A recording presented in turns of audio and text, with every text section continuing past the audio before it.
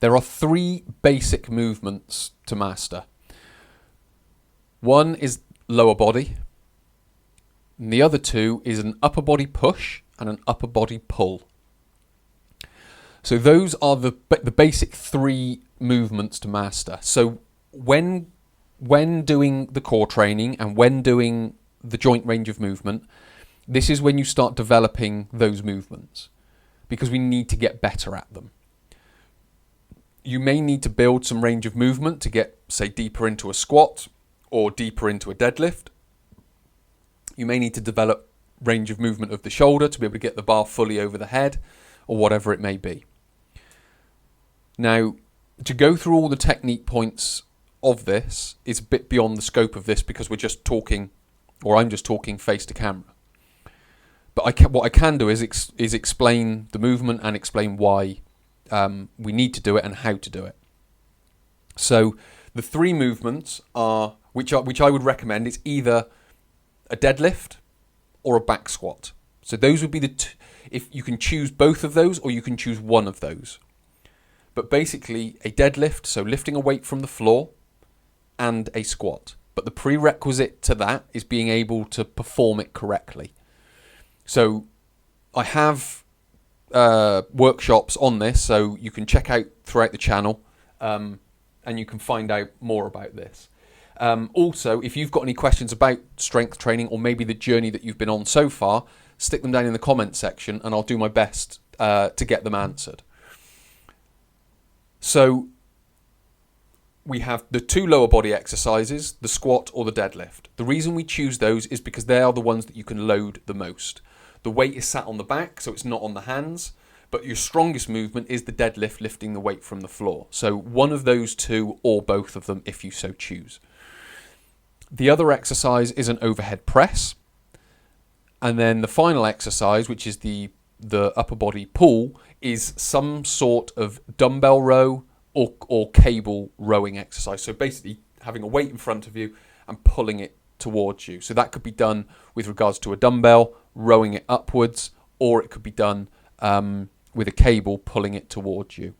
So we have those 4 exercises, but I would recommend choosing at least one of the lower body exercises and then both the overhead press and the rowing exercise. So we have those as our 3 sort of bone strengthening, muscle strengthening exercises.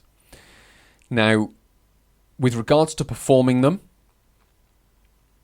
we need to start at the muscular endurance phase. So we're developing the range of movement, we're practicing the exercise basically, we're getting better at the movement that we need. So what we're doing is we're giving the muscles time to coordinate the movement, we're conditioning the muscles with the necessary endurance and basic strength endurance as well. We're training the nervous system to activate those muscles at the right time, and we're setting the stage for the heavier loads, which is what we want. Now, at the muscular endurance stage, we're doing all of those things. We're not just building the muscular endurance, we're doing all of those things. So when we get to the muscular strength phase, we've got all of that in place. We don't have to necessarily think about the position that we're in because we've honed it. We don't have to worry too much about the muscular condition because we've trained them to cope with the loads.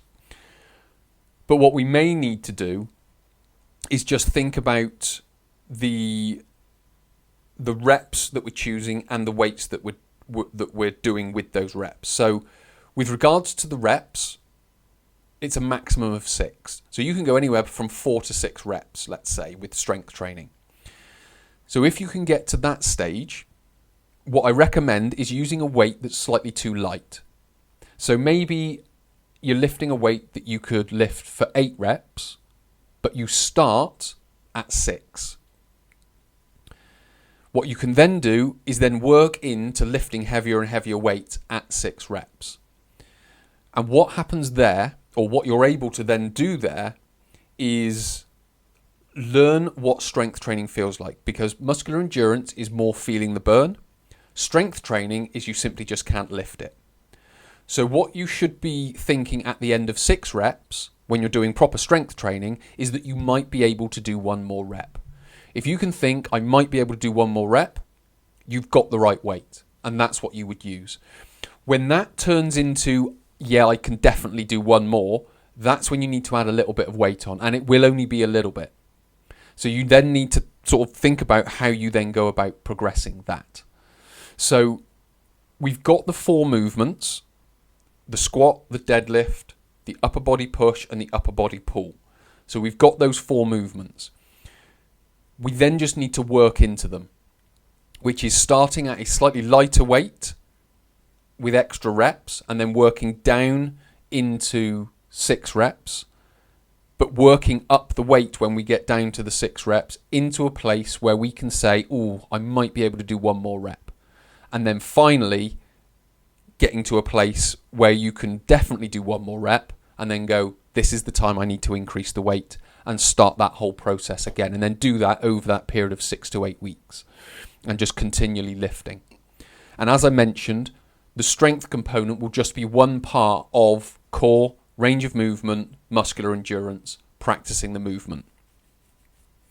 So those are all the steps to how you build into strength training for your bones. Again, if you have any questions, put them down below. If you've enjoyed the content, hit the like button. If you want to watch more of these, hit the subscribe button.